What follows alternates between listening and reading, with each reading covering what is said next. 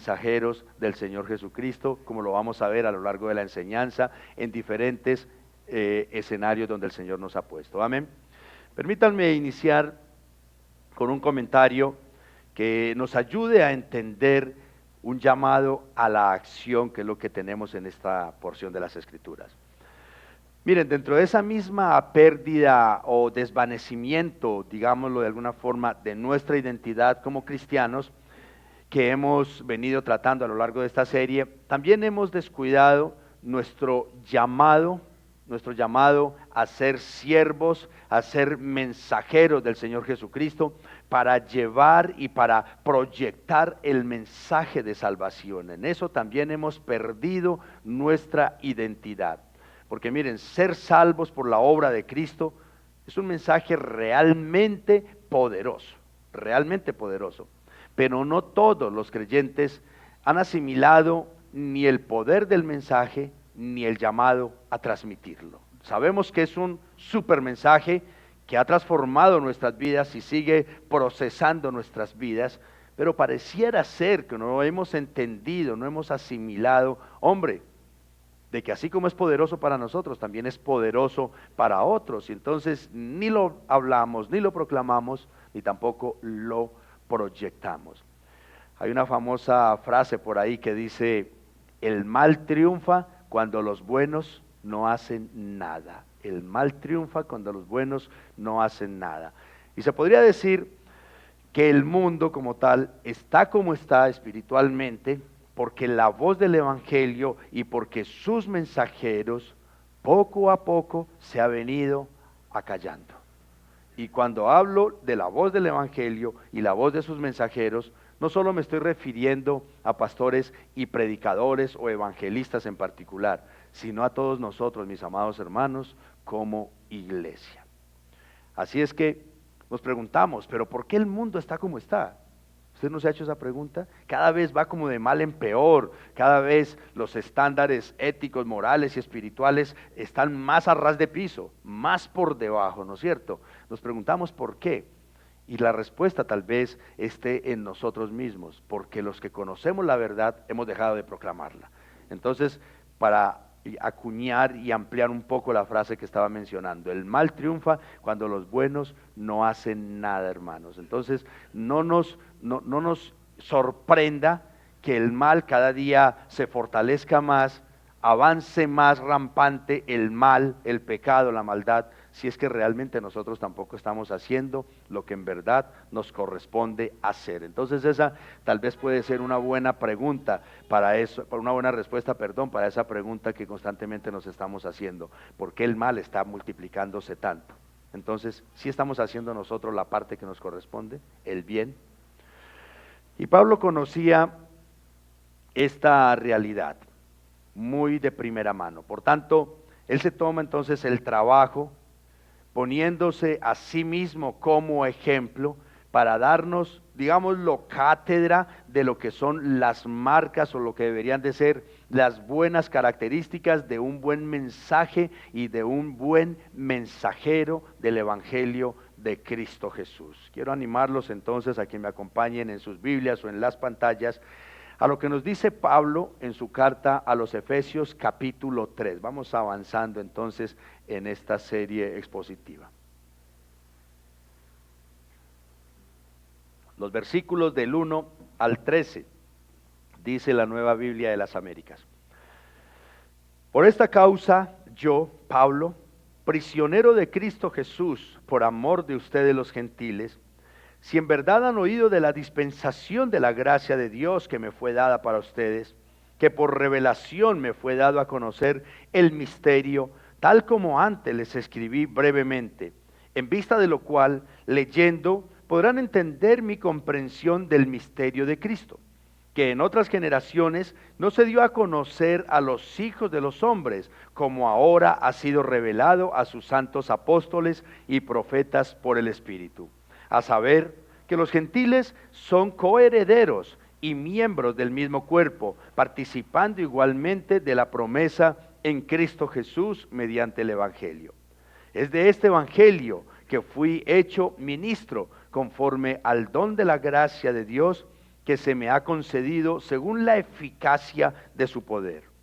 A mí, que soy menos que el más pequeño de todos los santos, se me concedió esta gracia: anunciar a los gentiles las inescrutables riquezas de Cristo y sacar a la luz cuál es la dispensación del misterio que por los siglos ha estado oculto en Dios, creador de todas las cosas. De este modo, la infinita sabiduría de Dios puede ser dada a conocer ahora por medio de la iglesia a los principados y potestades en los lugares celestiales, conforme al propósito eterno que llevó a cabo en Cristo Jesús nuestro Señor, en quien tenemos libertad y acceso a Dios con confianza por medio de la fe en Él. Ruego, por tanto, que no desmayen a causa de mis tribulaciones por ustedes, porque son su gloria. Que el Señor bendiga su santa y poderosa palabra. Recordemos nuevamente que el propósito principal de la carta a los Efesios, al menos los primeros 3 capítulos, es recordarnos a todos nosotros los cristianos nuestra identidad espiritual. Ese es el propósito principal de la carta a los Efesios, ¿no es cierto? Paso a paso, desde el capítulo 1 nos ha venido recordando quiénes somos realmente nosotros en Cristo Jesús. Es decir, usted tiene una cédula, un registro civil que lo identifica en su nombre natural, pero espiritualmente nosotros tenemos una identidad establecida desde antes de ser nosotros creados. Y como el mejor especialista en temas de memoria mental y espiritual, Pablo nos ha mostrado entonces de manera muy puntual que por medio de la obra redentora de Jesucristo nosotros somos perdonados, somos redimidos, somos liberados, somos adoptados, somos transformados, somos salvos y en consecuencia somos extraordinariamente bendecidos con toda bendición espiritual. Y eso no es poca cosa, hermanos. Pero además de esto, en el capítulo 2, el apóstol nos llevó de viaje al pasado para recordarnos que antes de ser rescatados por el Salvador, estábamos muertos en nuestros delitos y en nuestros pecados, sin esperanza y sin Dios. Eso fue lo que vimos en el capítulo inmediatamente anterior, capítulo 2, ¿no es cierto? No obstante, encontrándonos en estas condiciones, muertos en delitos y pecados, Cristo nos halló a nosotros, nos tomó de su mano, nos restauró, nos introdujo al reino de Dios para darnos la ciudadanía celestial. Pero miren esto, como si fuera poco, dice Pablo, como si esto fuera poco, no solo nos dio una ciudadanía como ciudadanos del reino de Dios, sino que también nos lleva a su casa y nos hace parte de su familia. Es decir, Cristo Jesús nos da el apellido celestial para hacernos parte de ese hogar, de la familia de Dios. A través de todas estas poderosas revelaciones, entonces, el apóstol nos ayuda a entender y creer quiénes somos nosotros en Cristo Jesús. Yo creo que con esto ya sería suficiente para el día que a usted le preguntasen, por ejemplo, ¿cuál es su identidad espiritual? Ya tenemos claro quiénes somos, ¿no es cierto?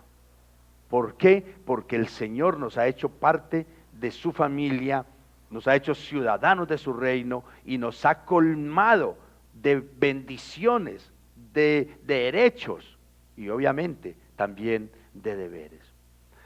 Y seguramente entonces, a modo de inspiración, ahora en nuestro pasaje de esta mañana, Pablo nos enseña algunas de las marcas de un buen mensajero del Señor Jesucristo. Y lo vamos a ver a él poniéndose ejemplo como tal, como él mismo, como ese ejemplo a seguir, ese modelo a seguir como siervo y mensajero del Señor. Vamos a tratar de ver entonces acá 4 encabezados. El primero de ellos, un buen mensajero sigue la voluntad y entiende el mensaje de Cristo. Sigue la voluntad de Cristo y entiende el mensaje de Cristo. Como mensajero del Señor, el apóstol Pablo no solo conoció el mensaje de salvación en toda su magnitud y profundidad, sino que también él se sometió a la voluntad del Señor. Y eso, mis amados hermanos, es fundamental como buenos mensajeros de Dios. Porque alguien puede decirme, usted es esto, usted es aquello, usted es lo otro, pero no está actuando usted como lo que le están diciendo que realmente es. Pablo conoce el mensaje, pero también se proyecta y se dispone para dar a conocer y para vivir ese mensaje como tal. En primer lugar, un buen mensajero entonces sigue la voluntad de Cristo. Releo una vez más los versículos 1 y 2. Por esta causa, yo, Pablo, prisionero de Cristo Jesús, por amor de ustedes los gentiles, si en verdad han oído de la dispensación de la gracia de Dios que me fue dada para ustedes. Imaginémonos al apóstol Pablo escribiendo desde una celda de Roma, que es donde se encuentra en este momento. Y no eran celdas, no sé si ustedes han ido a visitar algún día a algún prisionero, algún preso en alguna de las cárceles, o no sé si ha estado de residente por ahí algunos días, pero las celdas de la época de Pablo eran mazmorras, no eran celdas como las prisiones que hoy se conocen. Obviamente que él estaba rodeado de guardias, de carceleros, pero no obstante, vemos que Pablo no se considera un criminal preso del imperio, sino prisionero de Cristo Jesús. Es decir, sus cadenas no son un castigo por un delito que él ha cometido, sino el resultado directo de su pasión por cumplir con la misión que el Señor le ha asignado. Miren al punto que ha llegado el apóstol Pablo. El apóstol ha recibido una tarea sagrada de parte del Señor. Ha sido encomendado nada más y nada menos como administrador o mayordomo de la gracia de Dios. En aquella época un administrador era un servidor de confianza que gestionaba los bienes de una propiedad o de una casa, un mayordomo, tal como lo conocemos el día de hoy también. Y de la misma forma, Dios le confió al apóstol la misión de repartir. Miren, como mayordomo, él era el encargado de distribuir, de repartir su favor inmerecido a todas las naciones. ¿Cómo? Por medio del Evangelio. Y eso es lo que se hace cuando usted comparte el Evangelio, o cuando yo comparto el Evangelio. De alguna forma estamos administrando esas buenas nuevas de la gracia del Señor. Así es que Pablo, por encima de la prisión y de todas las desventuras que nosotros conocemos que él ha tenido que padecer por causa del Evangelio, para él lo realmente trascendental es que se haga la voluntad del Señor en su vida, independientemente de todas las tribulaciones. En este momento está preso, ya casi que probablemente esperando una amenaza ya de muerte, una sentencia de muerte. Pero ahí está diciendo, no soy preso de estas rejas, soy prisionero de Cristo Jesús. Así es que preguntémonos nosotros, hermanos, ¿de qué forma, de qué manera nosotros asimilamos la voluntad de Cristo para nuestras vidas? Hermanos, nosotros también deberíamos aprender a ver nuestra existencia, nuestra vida, de la misma manera que el apóstol Pablo, cuando nosotros tenemos que padecer por la causa de Cristo Jesús. Seguramente nosotros tenemos acá pues la fortuna, en este lado del hemisferio, tenemos la fortuna de que acá no padecemos persecuciones por causa del Evangelio. Todavía no hemos sido amenazados de que vamos a ir a parar a una prisión si predicamos el Evangelio, pero en este momento sí hay muchos lugares con esas restricciones. Pero aún así, sin nosotros tener esa amenaza, debemos de tener en cuenta también de que tenemos que estar dispuestos a padecer por la causa de Cristo, de una o de otra manera. Seguramente ustedes han escuchado por ahí a los inconversos que probablemente hasta ustedes mismos les han dicho, es que ustedes se volvieron esclavos de una religión, ¿no es cierto? Fulano de tal se volvió esclavo de una religión. Pero hermanos, ser esclavos de una religión es totalmente diferente a ser esclavos o prisioneros de Cristo. En primer lugar, la esclavitud a una religión roba la paz, se vuelve una carga, probablemente te termina convirtiendo en un hipócrita o en un legalista. Eso es la esclavitud a una religión. Pero ser prisioneros de Cristo te hace libre.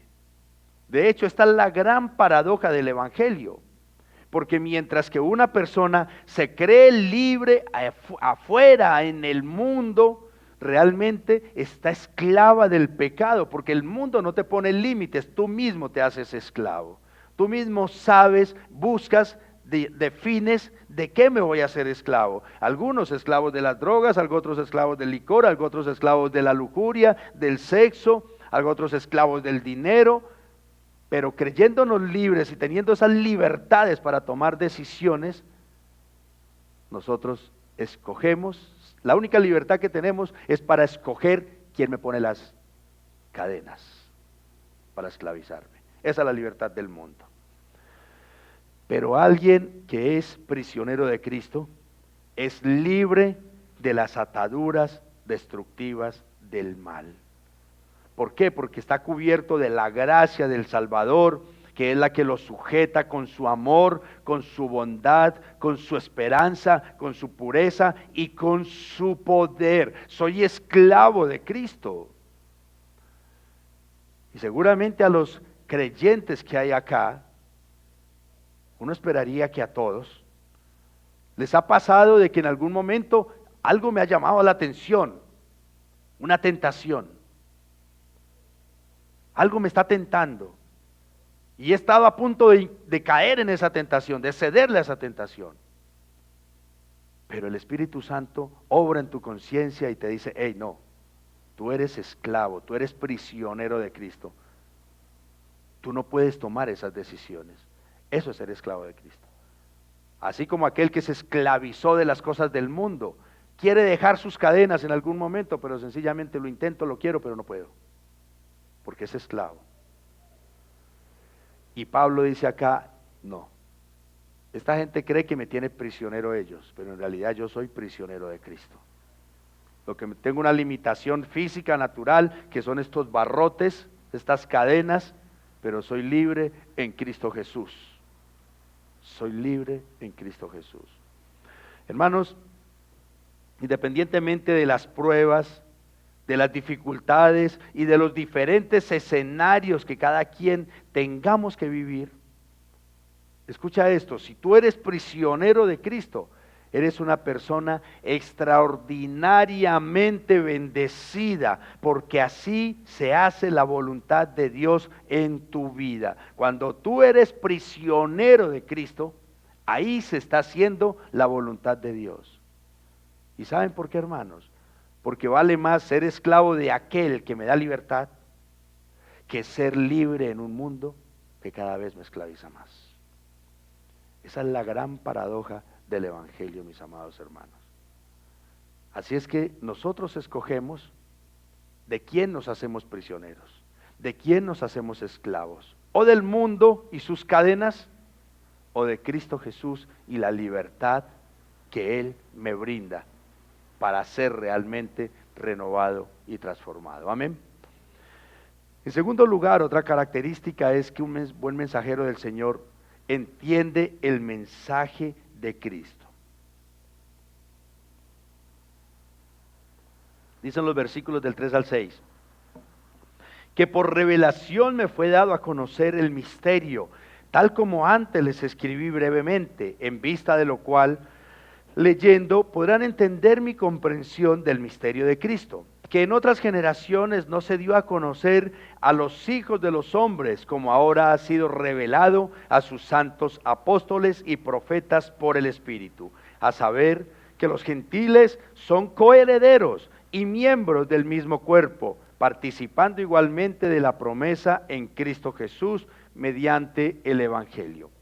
Con un tono narrativo, el apóstol nos relata acá la historia de un misterio, un secreto que Dios mantuvo oculto por muchos siglos. Y la comprensión de ese misterio, Pablo dice que no fue una idea de él ni de ningún ser humano, sino que Dios mismo fue quien se lo reveló a él como una luz que le aclaró el camino.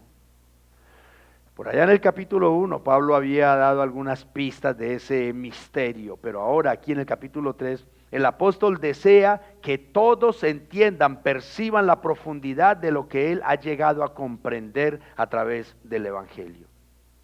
Antiguamente, ni las personas más sabias conocían el plan de Dios en su totalidad, pero ahora el Espíritu Santo se lo ha mostrado a los apóstoles y a los profetas después de Cristo Jesús, es lo que está diciendo Pablo.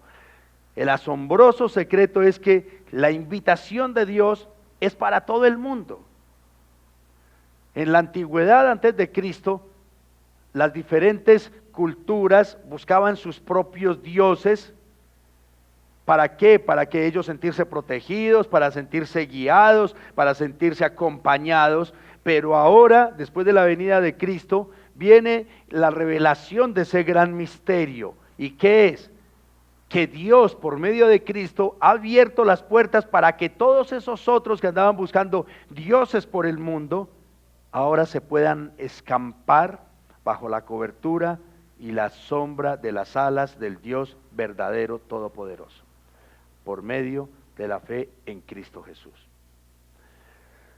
El otro día hablaba yo con alguien que me alardeaba pues de que a su pastora, porque pues donde ella se congregaba había pastora, el Señor le había dado unas revelaciones extraordinarias, impresionantes de un misterio de la Biblia. Yo le decía, ¿y cuál es ese gran misterio que le revelaron a su pastora?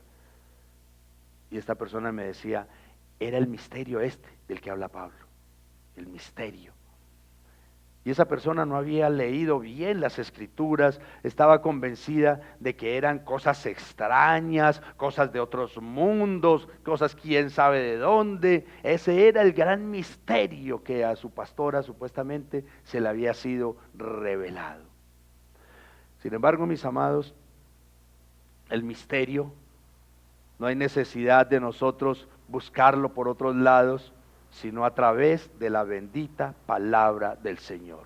Cristo Jesús ya nos ha revelado ese gran misterio por medio del mensaje del Evangelio, y que consiste nada más y nada menos en que por medio de la gracia, a través de Jesucristo, todos nosotros estamos invitados a formar parte del pueblo de Dios.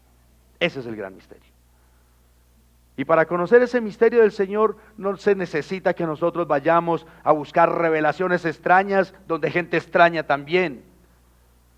No se necesitan revelaciones místicas, ni irnos a un retiro a meditar tantos días o semanas a ver qué nos revela el Señor, porque la gente tiene esas benditas costumbres.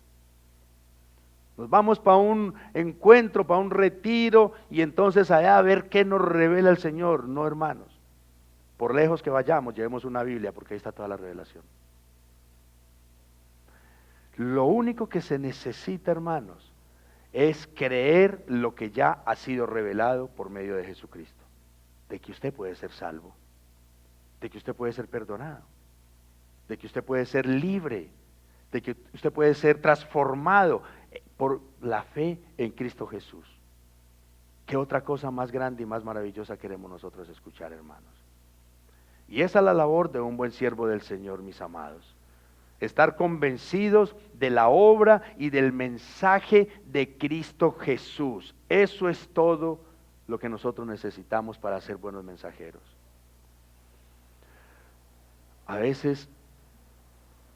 Uno a veces se impresiona escuchando ciertos hermanos, que a veces por amor a su familia, por amor a sus hijos, les permiten cosas extrañas, antibíblicas, y por encima de eso, peligrosísimas, espiritualmente hablando. Vaya donde la astróloga, mija. Vaya donde fulano a ver qué le dice del futuro. A ver cómo está para el amor. A ver si tal cosa. A ver si esto otro. Hermanos, no. El mensaje que nosotros debemos de dar es, hey, venga, busquemos en la palabra del Señor lo que Cristo dice para tu vida. Estas, mis amados hermanos, son marcas fundamentales de un mensajero del Señor. Se somete a la voluntad de Cristo Jesús como prisionero, pero también entiende el mensaje de salvación de la manera correcta. Y asimismo lo transmitimos y de la misma forma lo proyectamos con nuestra propia vida. Amén. Sin embargo, mis amados, conocer el mensaje de Cristo en profundidad no es suficiente para ser un buen siervo del Señor. También es necesario proclamar ese mensaje. Y eso nos lleva entonces a nuestro segundo encabezado. Un buen mensajero reconoce la gracia y anuncia las riquezas de Cristo.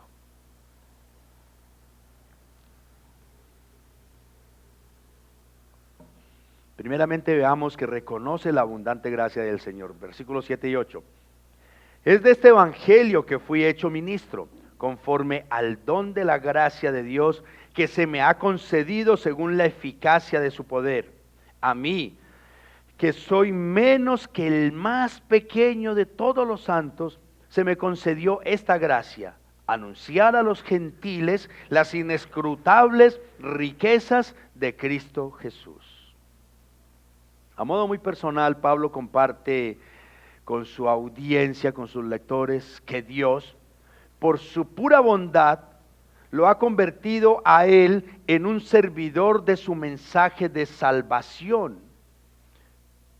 Miren, el apóstol destaca que él no se ganó ese puesto por sus propios méritos, ni por todo lo que él sabía, ni por todo lo que él conocía, sino como un regalo de la gracia inexplicable de Dios, que actúa con poder y poder asombroso. De hecho, hermanos, de todos los seguidores de Jesús, Pablo se considera el más pequeño, y en la traducción original quiere decir el más insignificante. Y todos sabemos la causa, ¿no es cierto? Por causa de sus errores, de sus pecados del pasado, como lo dice por allá en Primera de Corintios, capítulo 15, versículo 9, dice: porque yo soy el más insignificante de los apóstoles, que no soy digno de ser llamado apóstol, pues perseguí a la iglesia de Dios. Miren pues, ese era el concepto que tenía Pablo de sí mismo, el más insignificante de todos. Y seguramente las personas a su alrededor hasta le llegarían a decir eso. Usted no opine de Cristo, usted es insignificante aquí porque usted era perseguidor de cristianos y asesino. Pero ahora miren pues la capacidad del Espíritu Santo a través de su obra poderosa que le ha dado a Pablo la identidad de ser apóstol y con autoridad decir, en realidad esto soy yo. Esto soy yo. El apóstol resalta que él recibió ese inmenso privilegio de llevar las buenas nuevas de salvación, las riquezas de Cristo, las cuales son tan inmensas que nadie puede medirlas ni agotarlas, según lo que le está diciendo acá. Son un tesoro infinito para los creyentes. Y yo, siendo el más insignificante, dice Pablo, el Señor me dio ese privilegio de llevarles ese mensaje. Y como lo hemos venido diciendo a lo largo de esta serie, nosotros no vamos a reconocer la abundante gracia de Cristo, mis amados, si primero no reconocemos quiénes éramos antes de ser alcanzados por el Señor, definitivamente. Pongamos un ejemplo. Miren, una cosa es yo venir por aquí por la calle, tropezarme y caerme. Y alguien viene y me ayuda a levantar, me ayuda a ponerme de pie.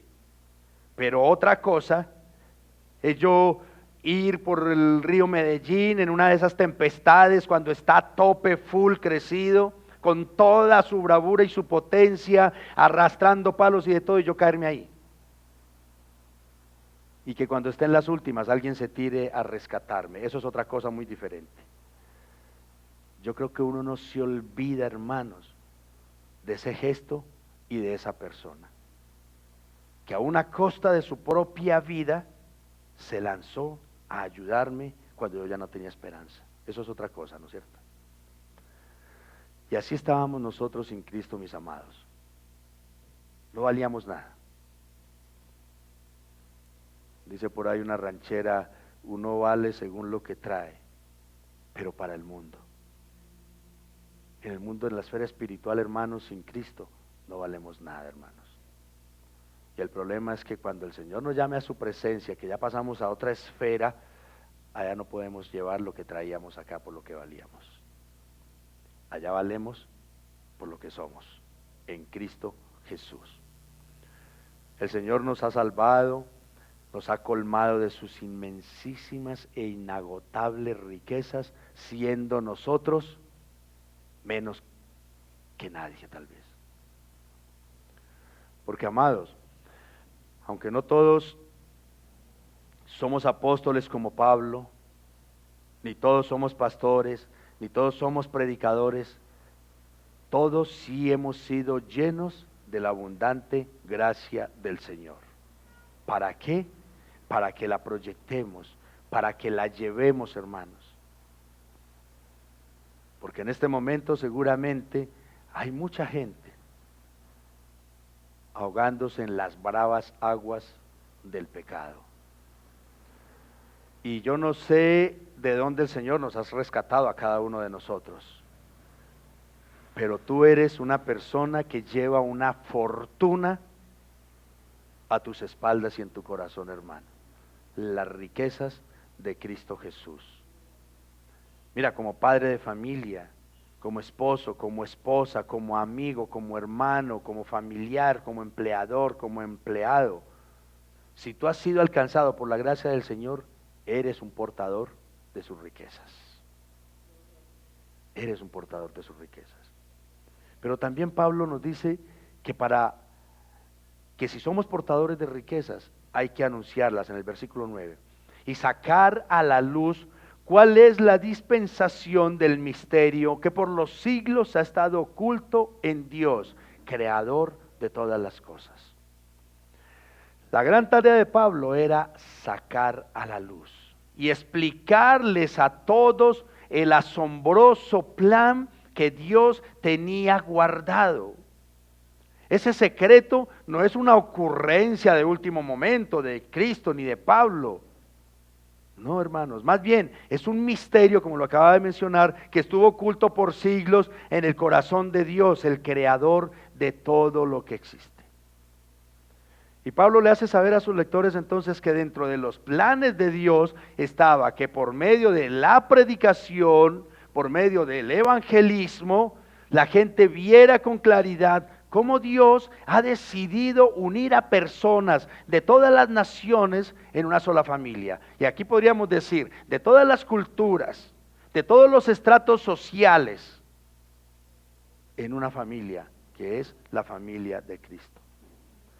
El hecho de que el apóstol se refiera a Dios aquí como creador, le recuerda a todos que Dios nunca ha abandonado su obra, sino que siempre ha tenido la intención de restaurarnos, de sacarnos de esa oscuridad con su amor y su bondad. Yo no sé si ustedes han escuchado por ahí una frase que dice, fulano de tal pasó por esta vida sin pena ni gloria. Y se la usa para referirse a alguien que tal vez durante su vida no dejó mucha huella. Independientemente, hermanos, de cuál sea nuestro ministerio, o en una congregación, o el rol que nos ha correspondido en la vida, nosotros podemos y debemos anunciar las riquezas de Cristo. Es decir, podemos y debemos compartir el evangelio, mis amados hermanos. De nada sirve conocer la verdad de un gran misterio, como lo es las buenas nuevas, y dejarlo ahí escondido en la oscuridad. ¿De qué sirve eso? Uy, fulano de tal como sabe de Biblia, pero si nunca la comparte, si nunca le lleva esas buenas nuevas a otra persona, si nunca muestra ese evangelio, por mucho valor que tenga, hermano, no sirve de nada si no se saca a la luz. Lo que hizo Pablo con el evangelio fue precisamente esto. Miles, hermanos, y millones de personas conocimos las buenas nuevas de salvación porque hubo un Pablo que sacrificó su propia vida y que aún desde la prisión escribió, ¿para qué? Para sacar a la luz la verdad de las grandes riquezas de Dios. Gracias a eso nosotros hoy estamos acá.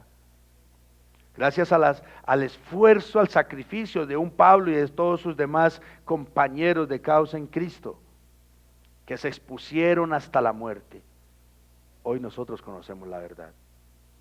Así es que, amados, miren, el mundo cada vez está siendo más carcomido por una temible enfermedad que se llama pecado. Y tú y yo, mis amados, tenemos el antídoto para sanar esa enfermedad.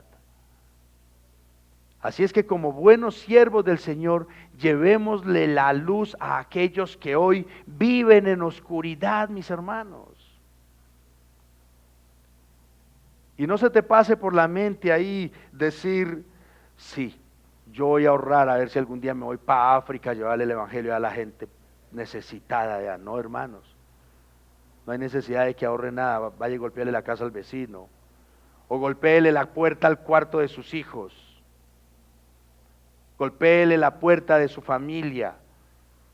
Ahí usted puede hacer esa obra, hermanos, y todos la debemos hacer. Todos la debemos hacer. No necesitamos estar en un púlpito, hermanos. No necesitamos tener un máster en evangelismo. No. Solamente necesitamos ser conscientes de que otras personas también necesitan lo que usted tiene de Cristo en usted. Eso es todo, hermanos. Pero sumado a todas estas características que el apóstol ha mencionado hasta aquí, también destaca otras más. El tercer encabezado: un buen mensajero entiende el propósito de la iglesia y de Cristo. Dicen los versículos 10 al 12. De este modo, la infinita sabiduría de Dios puede ser dada a conocer ahora por medio de la iglesia a los principados y potestades en los lugares celestiales, conforme al propósito eterno que llevó a cabo en Cristo Jesús nuestro Señor, en quien tenemos libertad y acceso a Dios con confianza por medio de la fe en Él. Las palabras del apóstol son bastante resonantes y claras. Dios tenía un plan asombroso que ahora se está mostrando no solo en la tierra, sino que miren, también a los seres espirituales. Y Pablo explica que la iglesia, esta nueva familia conformada por personas de todas las naciones, es el escenario donde Dios muestra su sabiduría. Incluso los ángeles, dice, y los poderes celestiales, y como ya lo dijimos, los mismos demonios observan con asombro cómo fue que Dios unió y salvó a una humanidad perdida. De manera que el establecimiento de la iglesia, para que fuera la comunidad, o el Señor estableció la iglesia para que fuera la comunidad o el medio para dar a conocer ese mensaje de salvación al mundo. No fue un último recurso. Ese siempre fue el propósito eterno, de que un día existiera la iglesia de Jesucristo. ¿Para qué? Para hablarle tanto a hombres como a seres espirituales. La iglesia, mis amados hermanos, de la que nosotros formamos parte hoy en Cristo Jesús, es la prueba viviente de que el amor de Dios es más sabio, es más poderoso que cualquier otra fuerza en el mismísimo universo. ¿Y quién creyera? ¿Y cómo menospreciamos a veces la iglesia? Y amaneció haciendo frío, yo prefiero quedarme aquí que ir por allá a la iglesia. Y vean lo que dice la palabra del Señor, de lo que es la iglesia. Y lo que esto significa, mis amados, es que la iglesia no solo es el lugar donde nosotros nos congregamos y socializamos unos con otros, no. La iglesia como tal es el medio a través del cual el Señor estableció que el mundo conociera la verdad del Evangelio. Dicho de otra manera, la iglesia es el foco que debería dar luz al mundo. Eso es una responsabilidad tremendísima. No tiene nada que ver con espectáculo, tampoco tiene que ver con las emociones, menos con la prosperidad material, ni tampoco con la actitud positiva, como se han terminado convirtiendo muchas iglesias hoy en día. De hecho, mis amados, la iglesia es el instrumento que Dios fundó para hablar tanto a los hombres como también a los mismos poderes de la esfera espiritual. Y lo que esto quiere decir, ¿saben qué es? Que cuando tú hablas del Evangelio, o cuando vives el Evangelio, le estás declarando la guerra a los demonios y le estás hablando a los ángeles del poder del Creador. Nada más y nada menos es eso lo que significa. Ahora bien, teniendo esto claro entonces lo que está diciendo Pablo acá, imaginémonos algo. Imagínate la fiesta que hacen los demonios cuando desde un púlpito de una iglesia se predican mentiras, o se hacen o se dicen cosas antibíblicas. Si Pablo está diciendo, hey, ustedes no solamente le están hablando a personas ahí sentadas, le están hablando a las mismas fuerzas espirituales del bien y del mal. ¿Cómo estarán los demonios cuando se predican cosas de herejías, mentiras, engaños? O cuando yo miraba por ahí, y me van a disculpar las comparaciones, hermanos, por favor, pero miraba por ahí un espectáculo en una iglesia, mega iglesia por allá en los Estados Unidos, que cuando salieron las danzadoras, hermanos, parece más un espectáculo de sensualidad que cualquier otra cosa. Y si tenemos en mente entonces esto que está enseñando y aclarando Pablo acá, ¿cómo estarán los demonios? Huepajei, haciendo fiesta, hermanos. Imagínate la fiesta que hacen los demonios cuando tu testimonio está contradiciendo lo que tú dices del poder del Evangelio. Si lo que está diciendo acá es que cada que tú hablas del Evangelio, le hablas a la esfera espiritual. Así es que, amados, cuando estamos aquí en comunidad, somos la iglesia y se le predica tanto a los cristianos como a esos poderes espirituales. Pero algo más complejo, cuando tú estás en casa, cuando estás en el trabajo, cuando estás en la calle, resulta que también eres iglesia. Por tanto, tus acciones y tus palabras afectan tu vida y la esfera espiritual que te rodea también. Y a veces decimos, ¿por qué en mi casa pareciera que por rato se levantan los demonios? Pues yo creo que esto nos ayuda a entender un poco eso. Porque cuando nosotros estamos hablando mal con nuestras acciones, hablando mal del Evangelio, obviamente le estamos dando autoridad a una esfera espiritual para que siga tomando más fuerza y más poder en nuestros entornos. Así, mis amados, como el propósito de Cristo fue abrirnos las puertas de par en par para que nosotros pudiéramos tener libertad y acceso al Padre, como lo dicen estos versículos, para que pudiésemos nosotros hablar con tal franqueza, tal como un hijo le habla a su padre sin temor a ser rechazados. Nosotros como iglesia también debemos entender el propósito para el cual el Señor nos ha llamado, hermanos. Y es cada vez más establecer el reino del Señor, cada vez más. Y no solo aquí entre estas cuatro paredes de donde hoy estamos congregados, sino en las cuatro paredes de tu casa, en las cuatro paredes de tu oficina, en las cuatro paredes del lugar donde tú laboras o donde tú permaneces. Sin embargo, mis amados, un buen mensajero del Rey, así como se esfuerza y se somete por la pureza del mensaje, por proclamarlo y por exaltar la grandeza del Señor, también se entrega al cuidado de las ovejas de su amo. Eso nos lleva al cuarto y último encabezado. Un buen mensajero pastorea las ovejas de Cristo.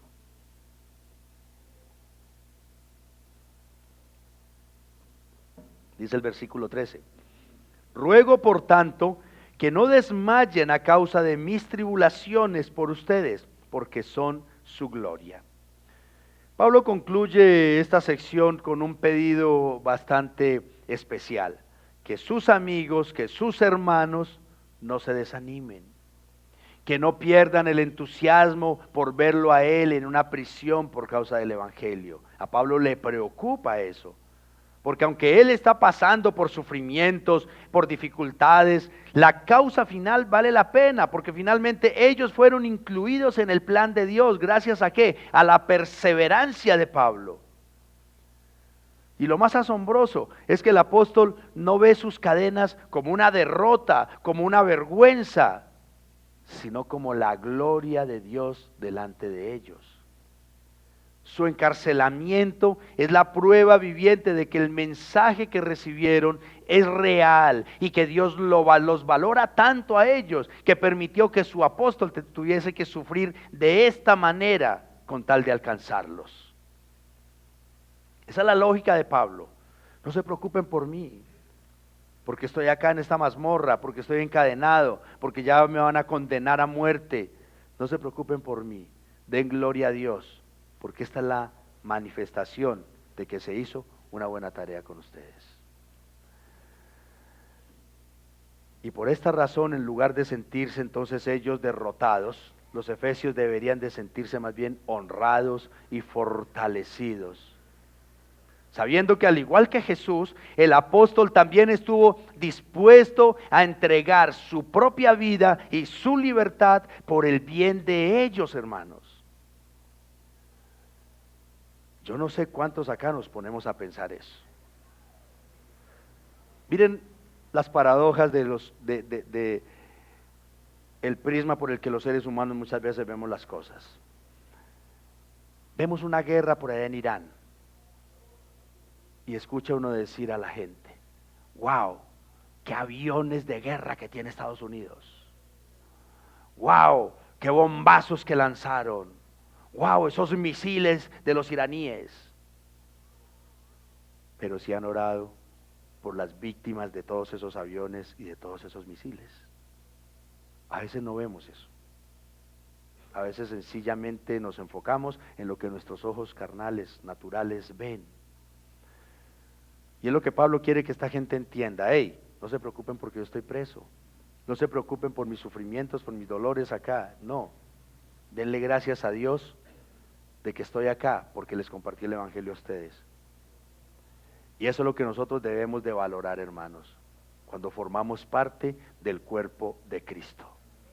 Gracias a Dios que el Señor, por algún medio, por algunos recursos humanos, nos está ayudando a ver la luz de Cristo. Hace un tiempo estaba yo en la casa pensativo y una de mis hijas se me acerca y me dice: ¿qué opa? ¿En qué piensa tanto? Yo le dije: no, pensando aquí en unos asunticos de la congregación. Y ella me pregunta y me dice: pa, ¿usted sí se siente feliz pastoreando en la iglesia? ¿Usted sí se siente pleno en la congregación? Yo le dije: claro que sí, hija, claro que sí. Realmente yo amo servir a Dios. Yo amo servir a Jesucristo, servir a su grey, así como un buen padre ama y disfruta servir a sus hijos, ¿no es cierto? Y les comparto la conversación porque creo que todos nosotros, los cristianos, ejercemos de una o de otra manera, como lo dijimos al inicio, un rol pastoral donde el Señor nos ha puesto para vivir nuestra vida, hermanos, todos. Y voy a poner aquí en paralelo el pastorado en la congregación y el pastorado en casa, para poner un ejemplo. Miren, así como el pastorado en una congregación trae tristezas, trae algunas frustraciones, igualmente ser esposo, ser esposa, ser papás cristianos, también tiene sus complejidades y sus lágrimas, ¿no es cierto? No obstante, las tristezas en la iglesia y las lágrimas en casa, hermanos, valen la pena, ¿no? ¿Por qué? Porque lo estamos haciendo por el bien de las ovejas de Cristo, así como tú como papá lo estás haciendo por el bien de tus hijos también. Entonces sí vale la pena las lágrimas, vale la pena a veces las tristezas, hermanos. Es más, así como los padres de familia tienen que lidiar con las diferentes personalidades y las diferentes formas de carácter de sus hijos cuando son más de uno o dos hijos en casa, hay que lidiar con eso también. En la congregación igualmente. Hay una gran diversidad de caracteres con las que también hay que trabajar. Pero hermanos, y aunque no es tarea fácil, créanme que también vale la pena. También vale la pena. Porque de todas aprendemos, hermanos. Y unos con otros nos formamos. Y eso es lo que nosotros tenemos que aprender de Pablo en esta mañana, ya para irme acercando al final. El punto entonces es que nunca, mis amados, nunca nos cansemos ni nos desanimemos de ese papel pastoral que el Señor te ha encargado en casa. Nunca te canses de eso. Y también en la congregación, obviamente, a los que nos corresponde. Nunca nos cansemos de eso. Nunca creamos tampoco, hermanos, de que es que las situaciones de la iglesia, eso es un tema de los pastores. No. O las situaciones en casa, eso es un tema del papá. No, mamá, a ti también te corresponde. O las situaciones de pareja, es mi esposo, no de esposa, a ti también te compete. Porque vuelvo y digo, todos mis amados hermanos, miren, la misma Biblia que leo yo es la misma que leen ustedes. Las enseñanzas que el Señor les da a ustedes son las mismas que me da a mí. Solamente que estamos en posiciones diferentes, pero la palabra es la misma. El llamado es el mismo, hermanos. Porque en últimas, miren, algún día aquellas personas a las que pastoreamos verán nuestro sacrificio, verán nuestra paciencia, y estoy hablando en términos generales, tomando ese rol pastoral de todos nosotros en nuestras vidas. Algún día esas personas verán nuestra paciencia, nuestro amor y nuestro cuidado por ellos. Y a través de esto, ellos mirarán que el amor y la gracia de Jesucristo por ellos mismos. Es lo que Pablo quiere que vean. Y no solo esto, mis amados, sino que también esas personas a las que tú pastoreas en casa, también entenderán que así como ellos fueron apacentados, fueron pastoreados, sea por un pastor o por un papá o por una mamá o por alguien que les dedicó tiempo y amor, algún día ellos también lo podrán hacer por otros. Porque ese es el legado que tenemos que seguir nosotros como pueblo de Dios, amados. Porque, hermanos, el bien que nosotros hacemos animando y sirviendo a otros es como un árbol que nosotros sembramos. Tal vez no alcancemos nosotros a disfrutar de las cosas que nos pueda brindar ese árbol. Pero hermanos, un día probablemente muchos podrán descansar bajo esa sombra. Muchos podrán descansar bajo esa sombra del árbol que hoy tú estás sembrando, mi amado hermano. Así es que una vez más, nunca dejes de ser un buen siervo de Jesucristo donde el Señor te ha puesto, apreciado hermano. Nunca dejes de hacerlo. No nos cansemos de eso. Tú eres un mensajero del Señor. Tú eres un siervo de Dios.